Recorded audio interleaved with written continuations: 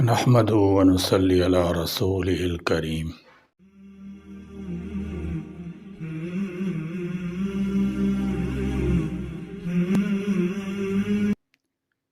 ایک آدھ بار یا ایک آدھ دن کی بات ہو تو بندہ رنج کو رنج بھی سمجھے۔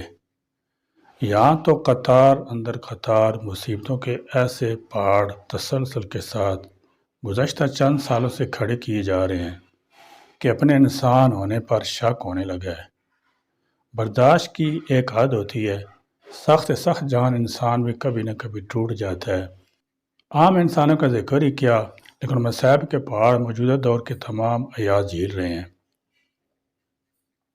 حکومت نے ایک مرتبہ پھر عوام کی عید کی خوشیوں کو برباد کرنے کی شعوری کارروائی کر ڈالی ہے۔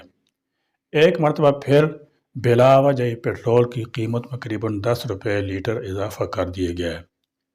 پہلے اضافہ کرتے وقت بہانہ بنایا جاتا تھا کہ عالمی منڈی میں تیل کی قیمتیں بڑھنے سے ہمارے ہاں قیمتیں بڑھائی گئی ہیں۔ اب اس جھوٹ کا تکلف بھی نہیں کیا جاتا۔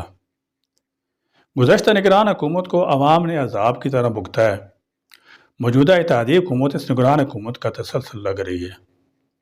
تیل، گیس اور بجلی کی قیمتوں میں اضافہ کرنا ہر حکومت کا پسندیدہ مشغلہ بن چکا ہے۔ حکومتی اور اشرافی کی عیاشیوں کا سامان پورا کرنے کے لیے اس سے آسان حل کوئی نہیں ہے۔ اس بات کی مطلق پرواہ نہیں کی جاتی کہ تیل کی قیمتیں بڑھنے کا مطلب تمام اشیاء کی قیمتوں میں اضافہ ہوتا ہے۔ ہمارے ہاں تو یہ رواج بن گیا ہے کہ تیل کی وجہ سے قیمتیں بڑھ تو جاتی ہیں، مگر بھولے سے کبھی تیل سستا ہو جائے تو قیمتیں کم نہیں ہوا کرتی۔ اب ایک حکایت سنیے۔ بادشاہ سلامت سلطنت کے دورے سے محل میں واپس لوٹے تو رات ہو چکی تھی، سردی کا موسم تھا۔ محل کے مرکزی دروازے سے اندر داخل ہوئے تو انہوں نے دروازے پر کھڑے بوڑھے دربان کو دیکھا جو نحیف، نزار، کمزور تھا۔ سخت سردی میں بھی اس نے نہ گرم جرسی پہنی ہوئی تھی نہ گرم چادر اوڑھی ہوئی تھی۔ بادشاہ کو بڑی حیرت ہوئی کہ اس بوڑھی کو کیا سردی نہیں لگتی۔ پاس بلا کر یہی سوال جب اس بوڑھے سے کیا گیا تو وہ بولا کہ اس کی تنخواہ سے صرف خاندان کی روزی روٹی ہی پوری ہو پاتی ہے، اتنی بچت نہیں ہوتی کہ گرم چادر خرید سکے۔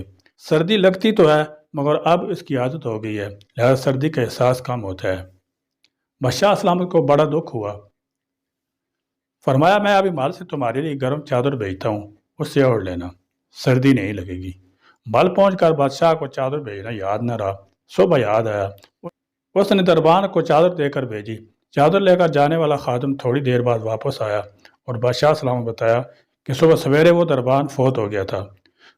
اس کی جیب سے بادشاہ سلامت کے نام لکھا ہوا ایک خط برآمد ہوا تھا جو خادم نے بادشاہ کی خدمت میں پیش کر دیا۔ خط میں لکھا تھا، بادشاہ سلامت کا اقبال بلند ہو، سخت سردی کی پرواہ کی بغیر آپ کے در پر دربانی کرتا رہا۔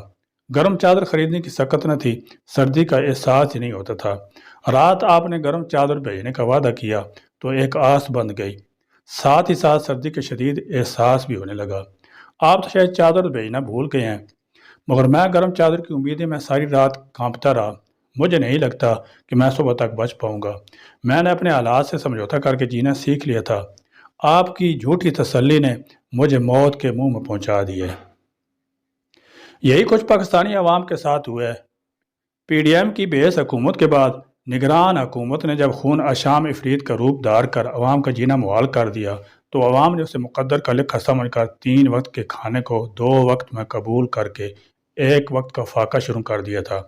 پھر الیکشن کی گہما گہمی شروع ہو گئی۔